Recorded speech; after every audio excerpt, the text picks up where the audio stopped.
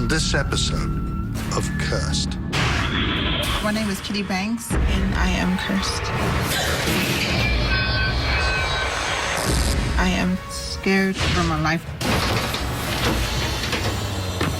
Something pretty big walking around. The eyes of this thing were red. I felt my bed lift off the floor and shake like a seesaw. I think I pissed it off.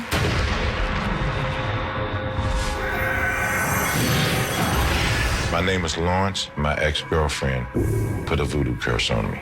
Bad things are gonna happen to you.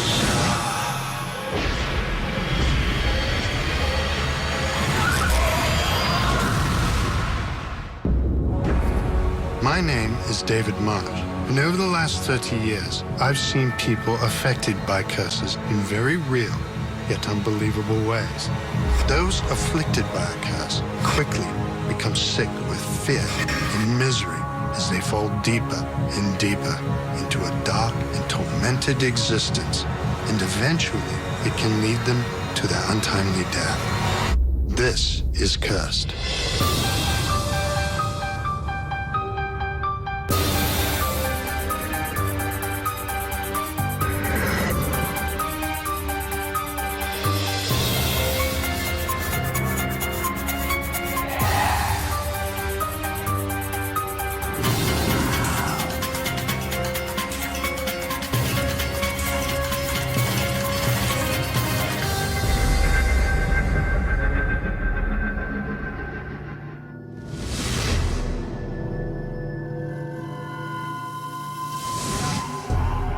Different cultures have different types of curses. While their effects may be similar, their roots most definitely are not. Some people of the Middle East believe in the evil eye and a person's ability to curse another simply by looking at them and speaking specific words. The African-American hoodoo is comprised of the jinx, and the people of Germany speak of hexes and witchcraft.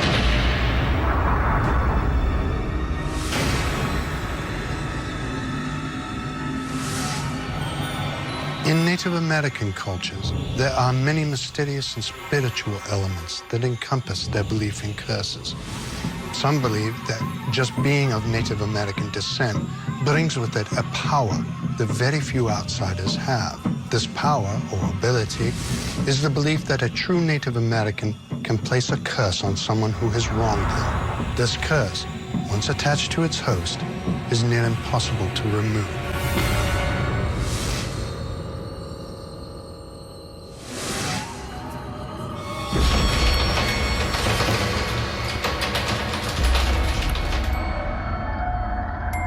My name is Kitty Banks.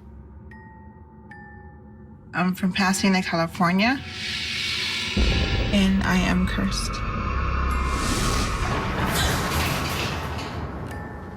I am scared for my life.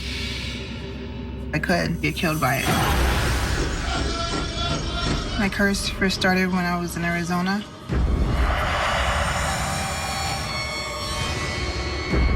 Now going on 2.5, almost 3 years. I owned a business, and I hired someone. Yes. He was 100% Native American. I asked him one day to do something out of his job duties. It would just be really helpful if you do what I asked you to do. That was hard to do my job. It's not my job. You're not leaving me a lot of options here. So if you're not going to do it, I'm going to fire you. No, I'm doing what else hard to do. He kept complaining, I'm not doing this, I'm not doing this. I said, well, then there's a door. We can leave now. For not doing what I asked you to do, you're fired. So you're firing me. I am firing you. He goes, if you're not going to keep me here, I'll deal with you later. You know what? You're going to regret this. I guarantee you're going to regret this. You'll see. Excuse You me? will see. He says, stay back. He goes, I'll take care of this. And he told me he was going to get back at me. Bad things are going to happen to you. You will see. Okay, get out. You will see. He told me he was going to retaliate against me and put something on me, and I didn't believe it. And I just kind of ignored him. A friend of mine, she told me, oh, he's fine. He's just upset at you for what you did. That's why I decided just to move on and don't be afraid of it. Well, everything seemed okay until things were happening, and I just started seeing it was real. He told me you'll lose everything, and I lost everything. Started losing my clients, started losing money, and business went under. Some Native Americans can give somebody a curse quite easily just by going through the shamanic state. And as you pass through that shamanic state, your will and intent is focused on a negative energy, on bringing this person that you're mad at, that you hate, that you despise, this horrible thing that will come to them.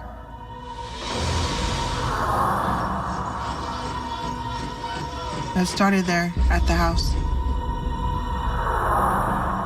It just got worse from there. When I first went to sleep that night, it sounded like something was trying to open the door. The door was closed.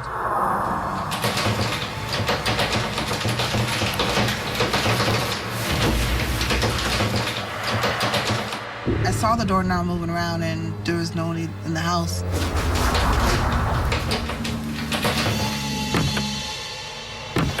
Something pretty big walking around.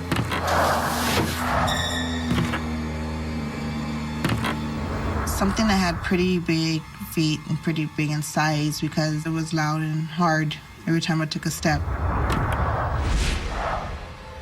The stuff that was going through my head, I was afraid that they were going to attack me.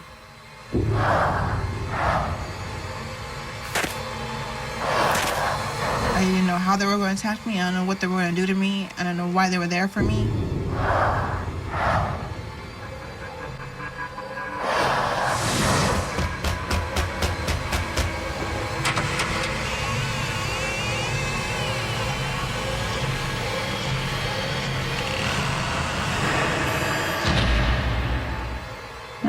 And I don't know what they were.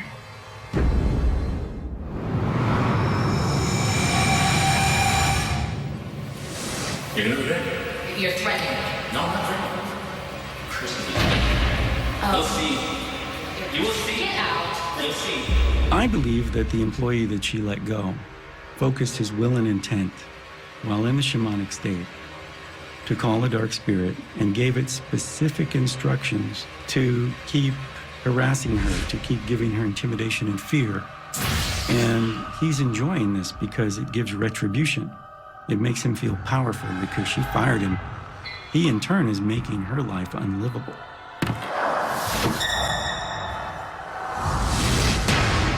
I was coming home late. I saw it at my front door. There was these red eyes. I just screamed and like, wait a minute, this is not following me here. And I went upstairs. Well, going upstairs, I felt something was behind me. I just kept going and didn't turn back and turn around. I went all the way upstairs and went to sleep.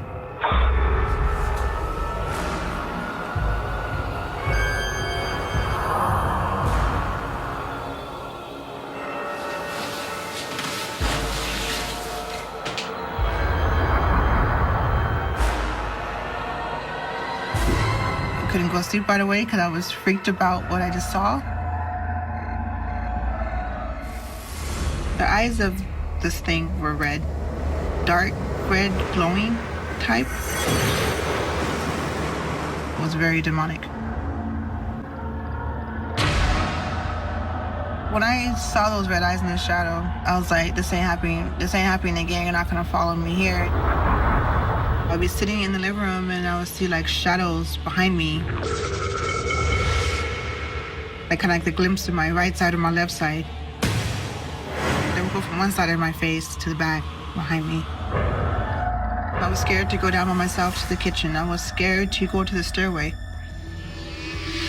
I would always turn the light on that was next to my bedroom door before I even walked out.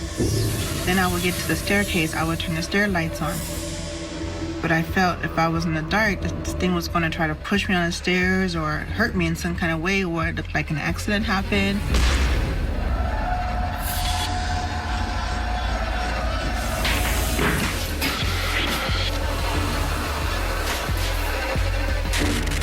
Just recently, I went to the bathroom.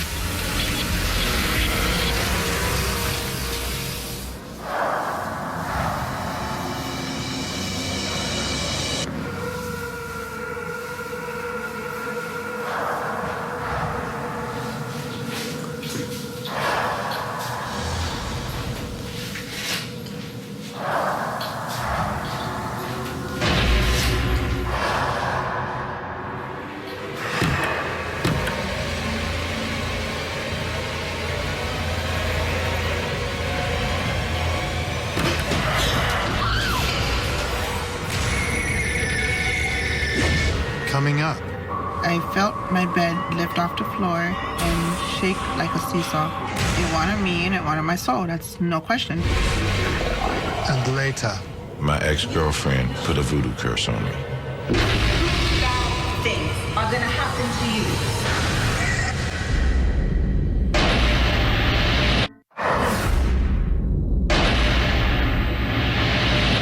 Just recently, I was in the bathroom.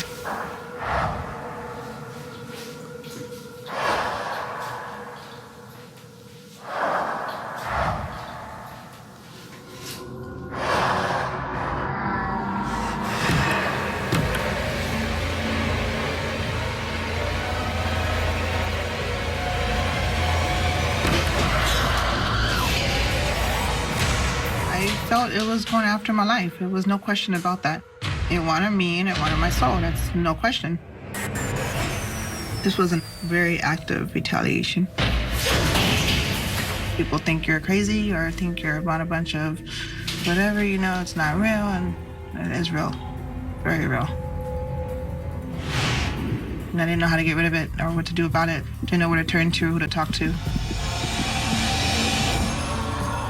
I went back home to the reservation right afterwards. But when I went to the reservation to try to find my employee, and that's when I saw him. He looked at me, he just walked away from me. Anger? There was something that I saw when we were driving. I looked in the mirror and I see the same red eyes. I know that they were sent by this person. He told me he was gonna get back at me. And now I'm in his home, his territory. I started crying and get me out of here, getting back home. When I woke up the next morning, I kind of realized that he could have killed me on the reservation. No one would have known what had happened. It can be a curse energy that you never feel safe. You feel persecuted. It can be a feeling that you just don't want to go outside anymore because there's bad things out there waiting to get you. It can be this feeling of fear and dread just because you remembered something. And that is a very powerful thing to do. It brings a negative energy to the person that does it. It also brings a negative energy to the person they're aiming at.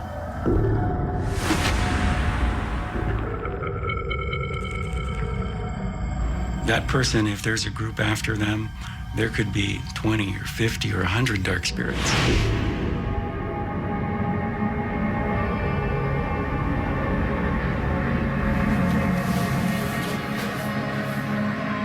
I've never been that scared.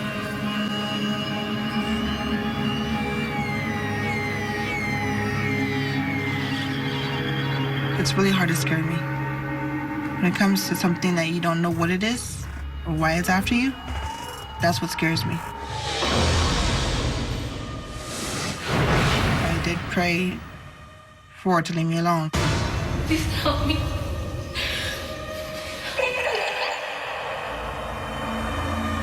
I went to a pastor, and the pastor's overall words were, it's too strong, I can't do anything for you. It's out of my realm, it's out of my territory. If you believe in God, how can something be out of your territory, out of your realm? You should be able to face everything. He told me the only way to get rid of it is to deal with the shaman. It's a higher up and it's an elder in the Indian cultures to get rid of it.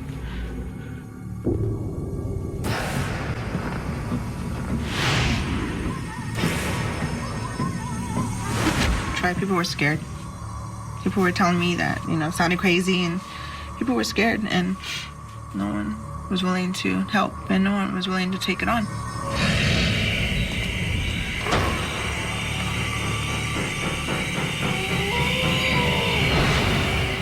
They were more afraid of it going to them, and just couldn't believe a pastor was scared of it, out of all people. I didn't know how else to fight against it, so I started searching for a Native American shaman. when I went to a shaman. She did a blessing on me. The blessing that she did, she used the sage, and I still felt scared. I still felt worried. I remember the shaman telling me that wherever I go, these things will follow you. You can't get rid of them, especially if you don't know how to.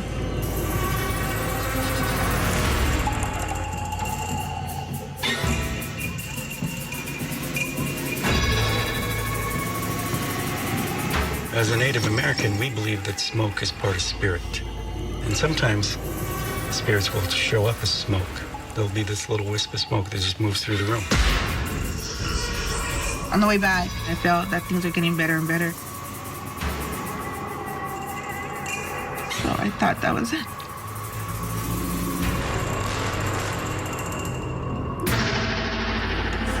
And sure enough, it started happening. When I was laying in bed, it was midday, and my blinds were shut, so it was somewhat dark in the room.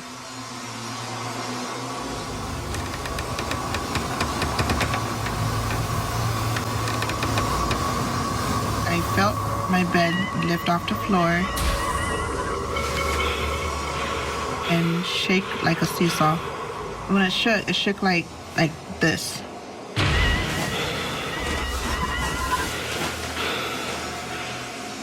Whew, this.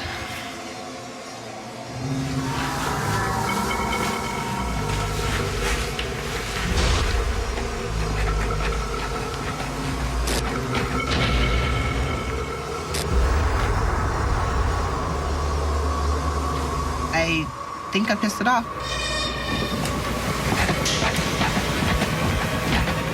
I didn't jump out my bed and run downstairs out the room.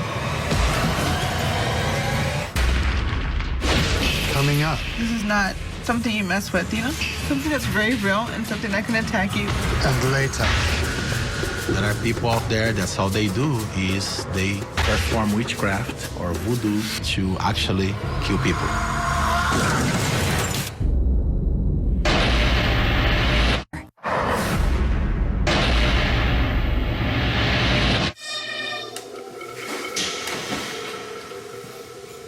I didn't jump out my bed and run downstairs out the room.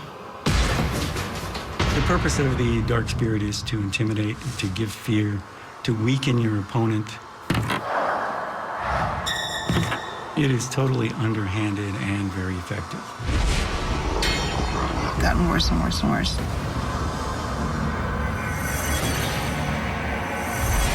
It's terror. That's what they want to give you, is terror.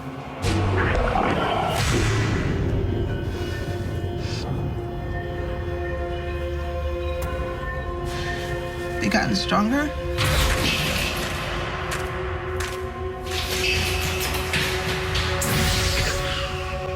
They gotten closer to me. The knocking, I hear the knocking a lot.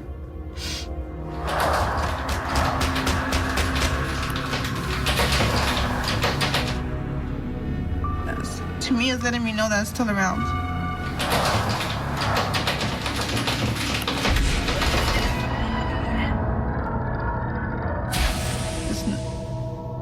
This is not something you mess with, you know?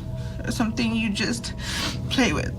Something that's very real and something that can attack you and can go on to attacking your family.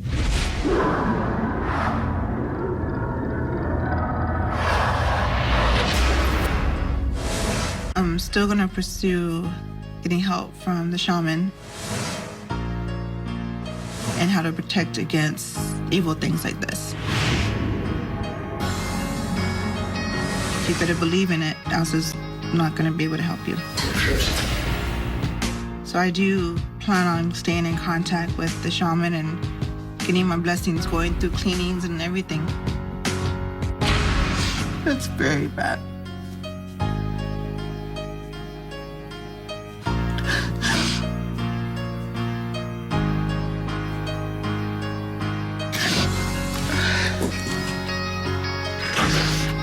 People know how serious it can get.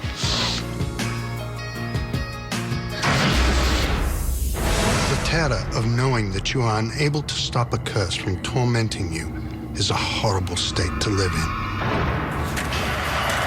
They dwell on the moment that they became cursed and wish that they could turn back time and stop themselves from what they are about to do.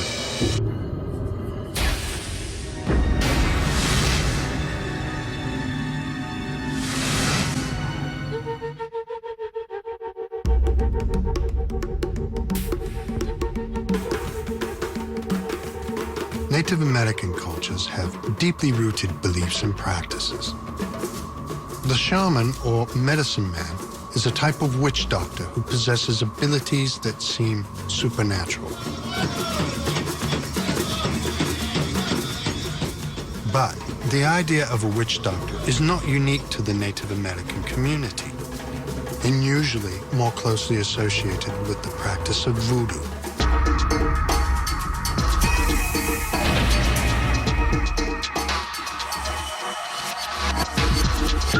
Voodoo is a Haitian Creole word, which refers to mysterious forces and powers that govern the world and the lives of those who reside within it.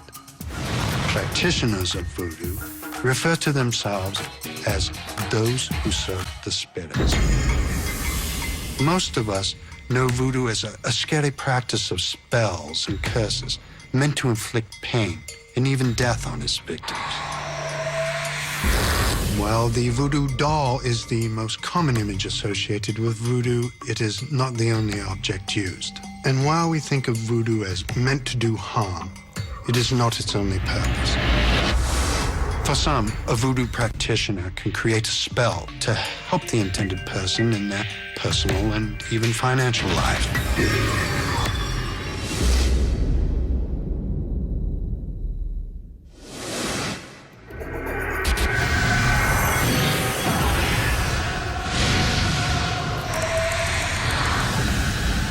My name is Lawrence, and I am cursed. Bad things are gonna happen to you. My ex-girlfriend put a voodoo curse on me. This all started over money. I went to a voodoo doctor to get some financial help, and I ended up in financial ruin.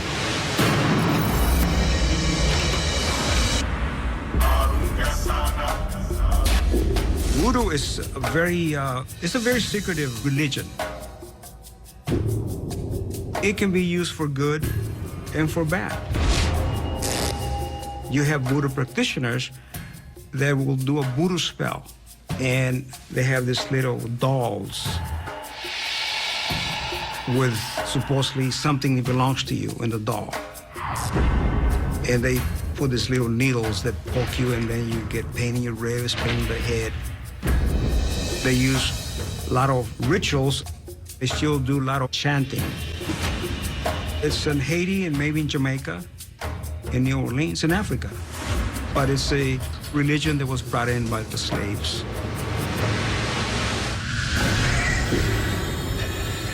Well, when I met her, I was living in Fort Lauderdale, working on a car in the parking lot.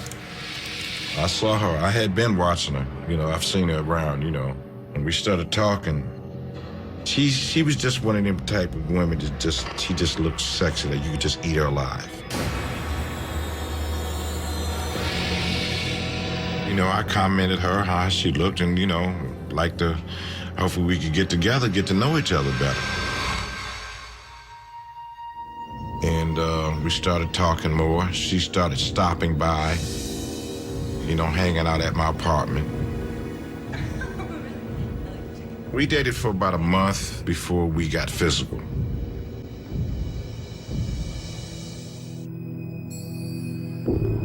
Then once got physical, things started to change a little bit as far as, you know, wanting me to do this, or I better do that. If I don't do this, I may be sorry, because she knows people, and she used to tell me that a lot, and I would pay it no mind, you know. I would say we was together for about a month and a half before I started seeing financial trouble.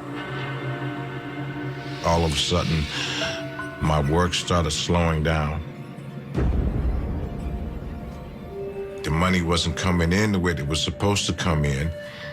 And I said, I need some kind of help because she knows people, and offered someone that might be able to help me financially.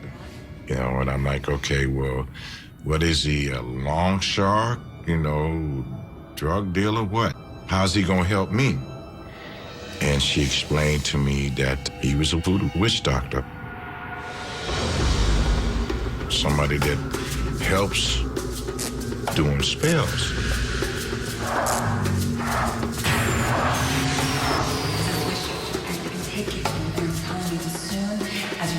Guy, your luck is going to turn around completely. I'm telling you, just like that. You don't even have to worry about these pills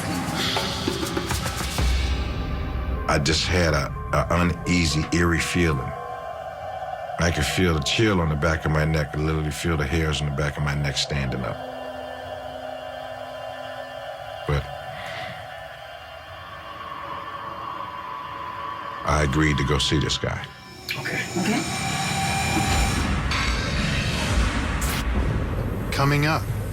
And he had drained the blood into the bowl as he was chanting over the bowl. Like something right out of a horror movie, you might as well say. And later. Bad things are gonna happen to you.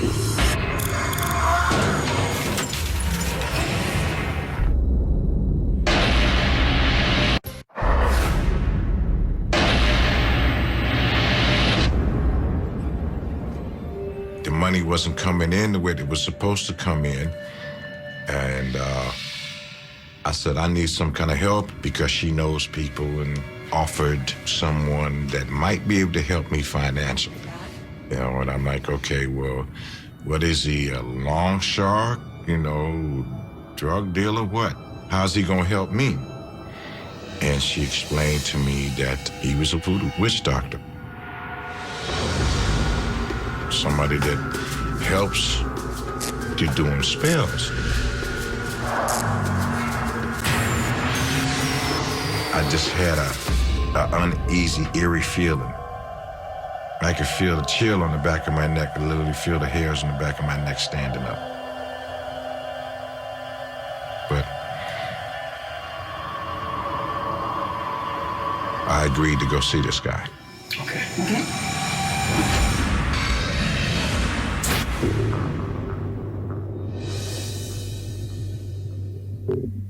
The place that we went was an area down in Miami-Dade, Florida, that they call Little Haiti.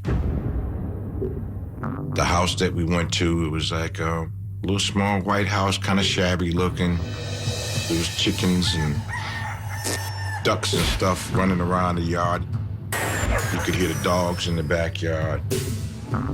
It's just the whole setting of the house just looked like something right out of a horror movie, you might as well say.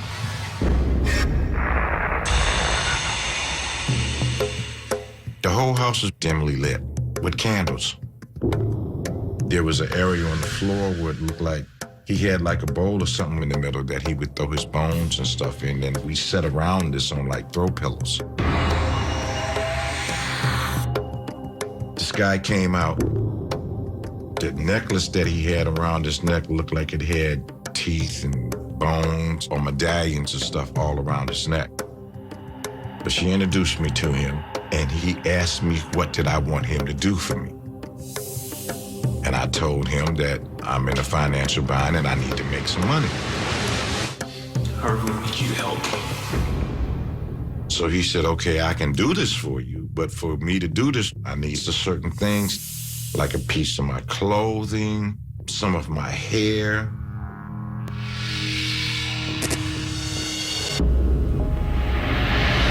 You know, as far as him doing the spell, he took a chicken and he had cut the chicken's throat, drained the blood into the bowl. It looked like he had bones and other things that he had thrown in the bowl as he was chanting over the bowl. He was taking a chicken's foot and going like in front of me like this on both sides.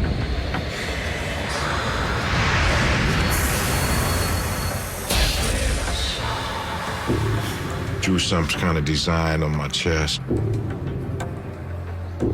Then he dipped it into the chicken's blood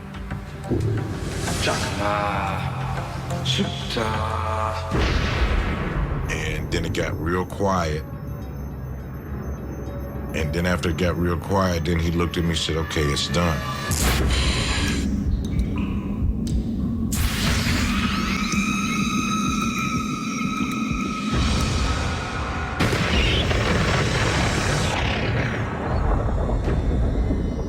It looked like some type of talisman that he had wrapped up like in like a little burlap bag or type thing. And he told me that I had to carry this with me at all times. You need to keep this with you at all times.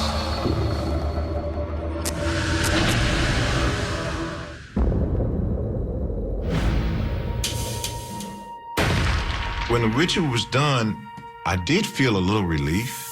You know, that I felt that it was gonna work, even though I was kind of warned not to mess with the voodoo because 9 times out of 10, that stuff can backfire.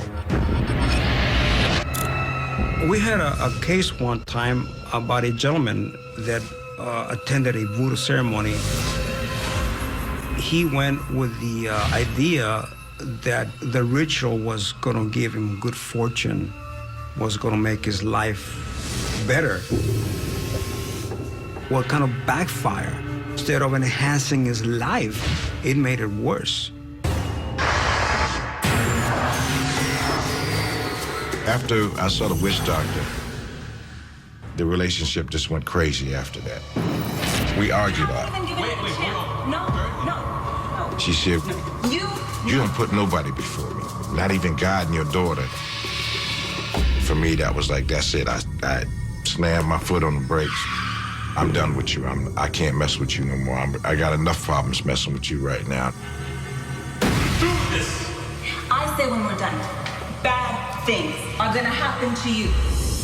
That's when she told me, well, by what you just did to me, by right, you will have no good luck after this. Get the hell out of my house. No, All right, get out. you just wait. Get out. Bad things. Get out! So she kind of like warned me with the hand out and all this, telling me that I won't have no good luck after this. There are situations where someone is under a curse, and the purpose for that curse is to make that person suffer, lose the meaning of life. It can be with pain, it can be hopelessness, or it can be depression. There are people out there, that's all they do is they perform witchcraft or voodoo. You need to keep this with you at all times. To actually kill people.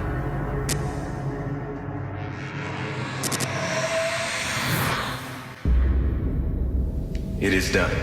And he told me that I had to carry this with me at all times. And he told me the amount of money that I was supposed to give him. I think it was like about $300 or $400. But I had to have this money to him within 72 hours. And of course, that didn't happen. For whatever reason, that didn't happen. I felt that it wasn't supposed to happen because the events that happened after that. I didn't get it at the time. It was like I tried to contact the doctor and I couldn't contact him.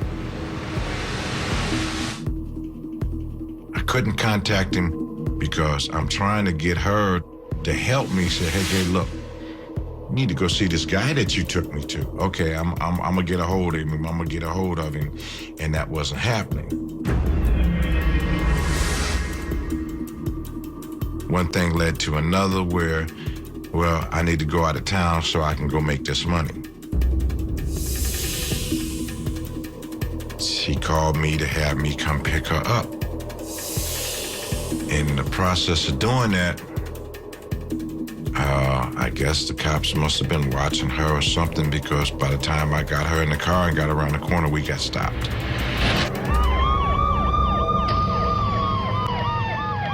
Cops made us get out the car. They had me open my trunk.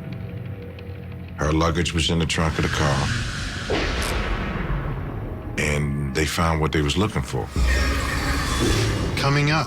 She said, I can feel it. When I touched your hand, I could sense that there's something bad on you. Whoever put that on you was a very dark person.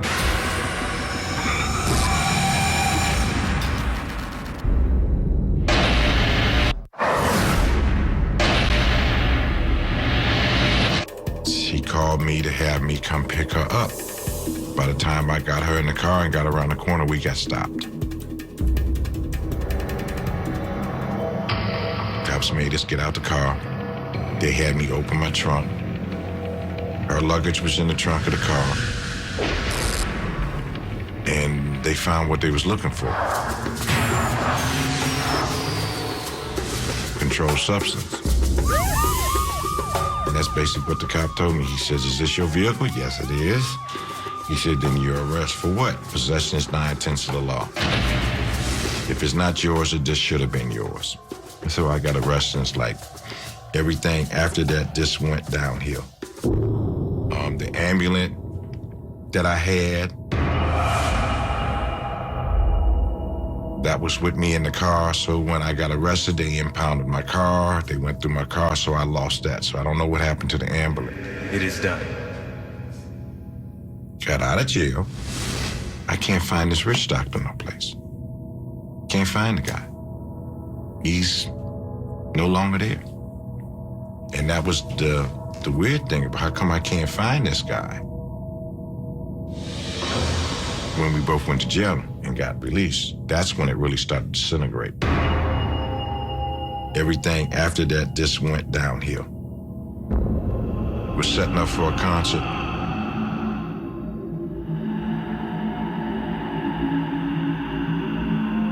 Somebody called my name, and as I turned to look, one of the pins from one of the motors slipped out. From the pin like this, like.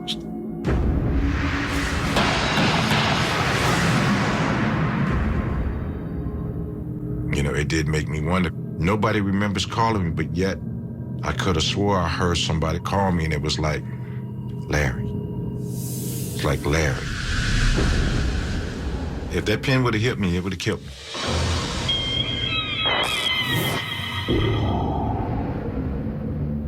I'm on the sidewalk with my bike. This guy pulls out in front of me. He didn't even stop to look, he just pulled out.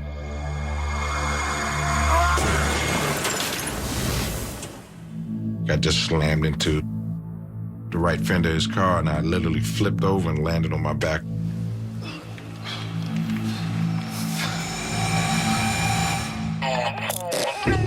It started to scare me because I'm wondering what the hell is going on. Why are these things happening to me? I kind of like started reflecting on the past. Get out! Just wait. Get out! Bad thing. Get out!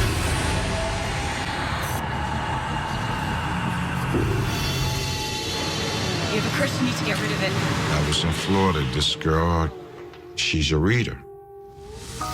She came over to me, grabbed me by my hand, and held my hand for a minute, and then told me, you got something on you very bad and you need some help. There's something on you.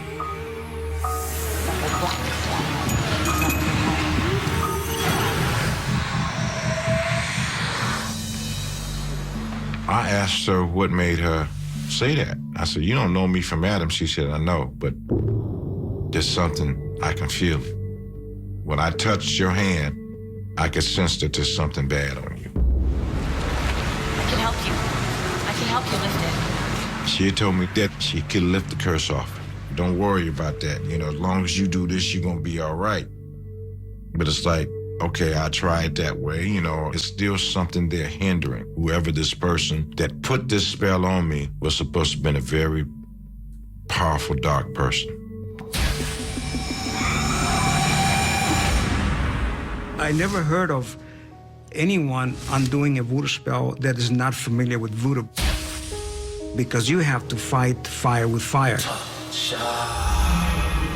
You have to know what the other voodoo priest did to you in order for you to counterattack. Every time I'd go to somebody to try to lift the curse off, something would happen to deter me. Either I'd get the monies, but I ended up needing the money for something else. To pay this bill, to pay that bill, or something to break down, or I couldn't get the money in time. One way or the other, something would always deter me.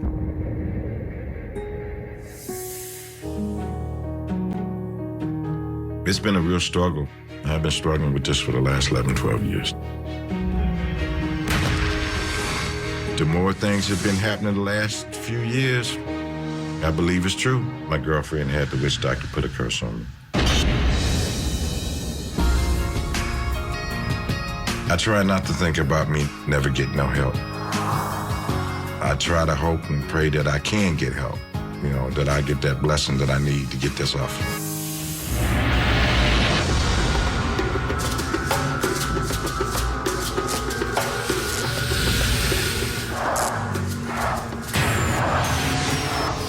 Living with a curse is a difficult thing. Knowing that your life will never be the same, never get better, and that it might end at any time is a tough pill to swallow.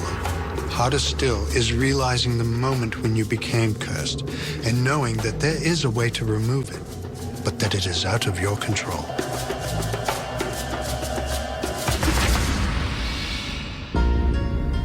For those who become cursed at the hand of someone else, they will always live with the fear of their curse's effects. But even worse is knowing that if you could simply go back in time and make one different choice, change one thing, or not do one thing, that single action could have prevented a lifetime of misery and torment.